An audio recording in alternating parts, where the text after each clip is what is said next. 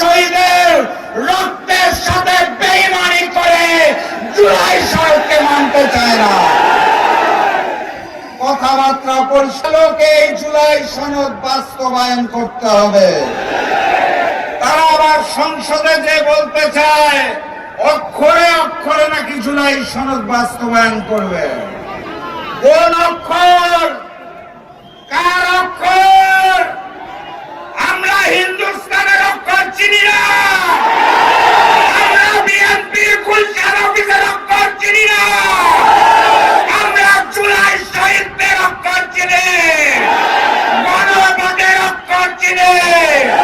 গণভোটে যেই রায় এসেছে সেই অক্ষরে জুলাই সনদ বাস্তবায়ন করতে হবে। কথা ঠিক আছে তো নাকি? প্রস্তুত আছেন তো নাকি? আসসালামু আলাইকুম। আপনারা ভালো আছেন তো নাকি? নির্বাচনের আগে এই মাঠে এসেছিলাম, বক্তব্য রেখেছিলাম, আপনাদের সাথে কথা বলেছিলাম, আপনাদের আহ্বান জানিয়েছিলাম খুলনা বিভাগের 11 দলের প্রতীকে সিল দিতে হবে, জয়যুক্ত করতে হবে। মনে আছে? আপনারা কথা রেখেছেন। আপনারা এই খুলনা বিভাগে 11 দলের প্রতীক দাঁড়িপাল্লার প্রতীকে সিল মেরে সংসদে কথা বলার জন্য অসংখ্য প্রতিনিধি পাঠিয়েছেন। আপনাদের ধন্যবাদ জানাই।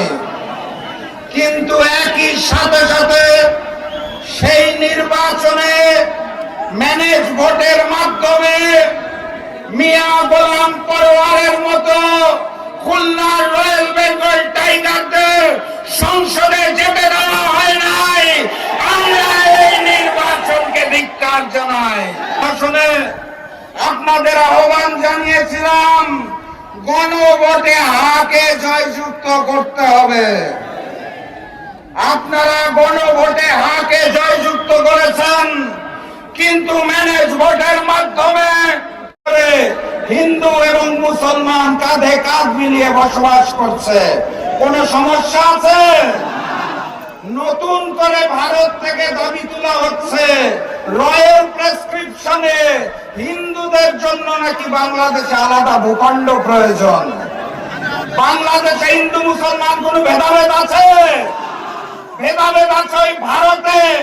ওখানে কুরবানি করতে দেওয়া হয় না, ঈদের নামাজ পড়তে দেওয়া হয় না। আমরা তো ভারতের 20 কোটি মুসলমানের জন্য আলাদা ভূখণ্ড চাই নাই। আপনারা কেন বাংলাদেশের দিকে চোখ দিচ্ছেন? এই বাংলাদেশের চট্টগ্রাম বিভাগ নিয়ে আগে থেকে ষড়যন্ত্র চলছে। নতুন করে এখন রংপুর বিভাগ নিয়েও তারা ষড়যন্ত্র করতে চায়। কথাবার্তা পরিষ্কার।